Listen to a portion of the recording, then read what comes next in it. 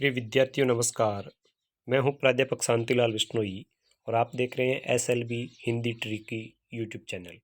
प्रिय विद्यार्थियों, इससे पहले हमने हिंदी साहित्य का संक्षिप्त इतिहास पुस्तक के आधुनिक काल में भारतेंदु युग और द्विवेदी युग के महत्वपूर्ण प्रश्नों के बारे में पढ़ा था। आज मैं आपको बताऊंगा हिंदी साहित्य का संक्षिप्त इतिहास पुस्तक में छायावाद, प्रयोगवाद, प्रगतिवाद और नई कविता के महत्वपूर्ण प्रश्न। तो आइए शुरू करते हैं आज का वीडियो। तो आप देख रहे हैं कि पहला प्रश्न है कि छायावाद की समय सीमा क्या मानी जाती है। दूसरा प्रश्न है छायावादी काव्य की मूल विशेषता लिखिए। तीसरा प्रश्न है जूही की कली किस कवि की रचना है। चौथा प्रश्न प्रमुख छायावादी कवियों का परिचय लिखिए। इसमें आपको कवियों के नाम और उनकी कुछ रचनाओं के नाम लिखने होते हैं। प्रश्न नंबर 5वां बहुत ही महत्वपूर्ण, एक भारतीय आत्मा नाम से किस कवि को जाना जाता है। छठा प्रश्न छायावाद के प्रवर्तक कौन थे। सातवां प्रश्न पुष्प की अभिलाषा किस कवि की कृति है। इसके बाद यदि आप प्रश्न नंबर 8 देखें तो प्रश्न नंबर 8वां इस प्रकार है कि हिम किरीटिनी और हिम तरंगिणी रचनाओं के रचनाकार कौन है। प्रश्न नंबर 9 कौन सा छायावादी कवि सुंगनी साहू नाम से प्रसिद्ध था। प्रश्न नंबर 10 कामायनी जो 1935 में प्रकाशित हुआ, यह महाकाव्य किसने लिखा था।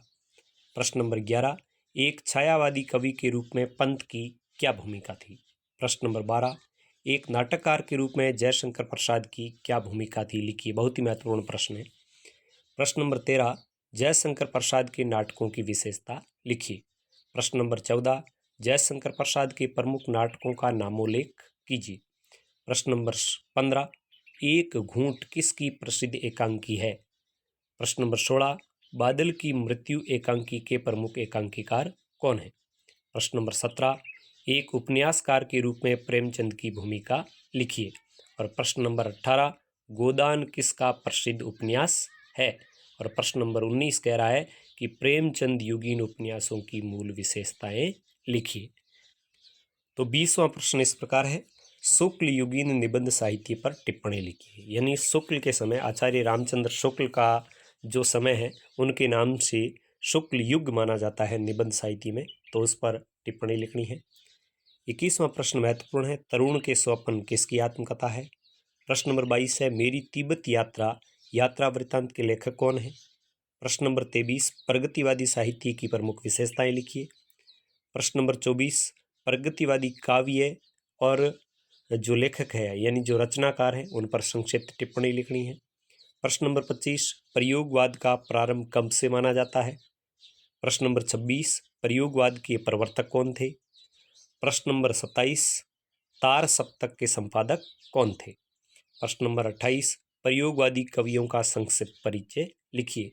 प्रश्न नंबर 29 प्रयोगवादी साहित्य की मूल प्रवृत्तियां मूल विशेषताएं क्या थी, लिखिए।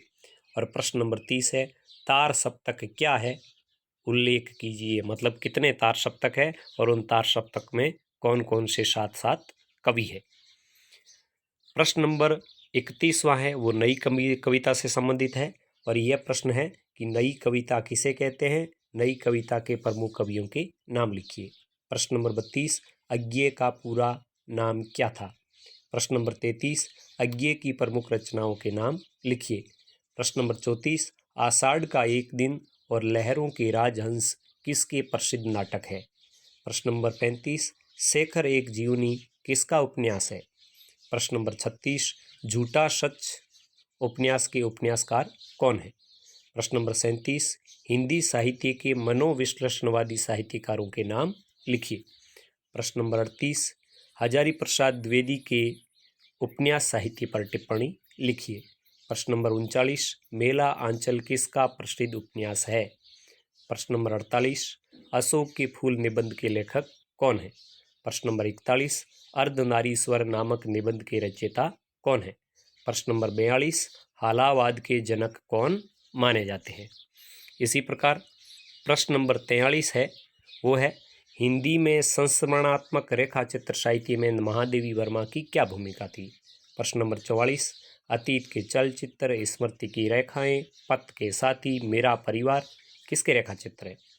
प्रश्न नंबर 45 समकालीन हिंदी साहित्य पर टिप्पणी लिखिए। और प्रश्न नंबर 46 सुमेलित करना है। समकालीन कहानी के प्रवर्तक कौन, समानांतर कहानी के कौन, अकहानी के प्रवर्तक कौन और सचेतन कहानी के प्रवर्तक कौन, इनमें से आपको मिलान करके लिखना है। तो आपके लिए मैं बता दूं कि ये जो भी लिखे हैं इनके सामने ये बिल्कुल सही है। मतलब समकालीन कहानी गंगा प्रसाद विमल, समानांतर कहानी कमलेश्वर, अकहानी निर्मल वर्मा, सचेतन कहानी महिप सिंह। प्रश्न नंबर 47 है, नई कविता की कालावधि यानी समय सीमा क्या मानी जाती है। और प्रश्न नंबर 48 है, सूरज का सातवां घोड़ा और गुनाहों का देवता किसकी प्रसिद्ध रचनाएं है। तो प्रिय विद्यार्थियों, ये थे हिंदी साहित्य का संक्षिप्त इतिहास पाठ्य पुस्तक के महत्वपूर्ण प्रश्न। उम्मीद करता हूँ आपको ये प्रश्न पसंद आएंगे और आपको विश्वास दिलाता हूँ कि बोर्ड की परीक्षा में अधिकांश प्रश्न आपको इनमें से मिल जाएंगे। तो मैं अंत में निवेदन इतना ही करूँगा कि इस चैनल को आपने अभी तक सब्सक्राइब नहीं किया है तो सब्सक्राइब करें और वीडियो को अधिक से अधिक लाइक और शेयर करें। धन्यवाद।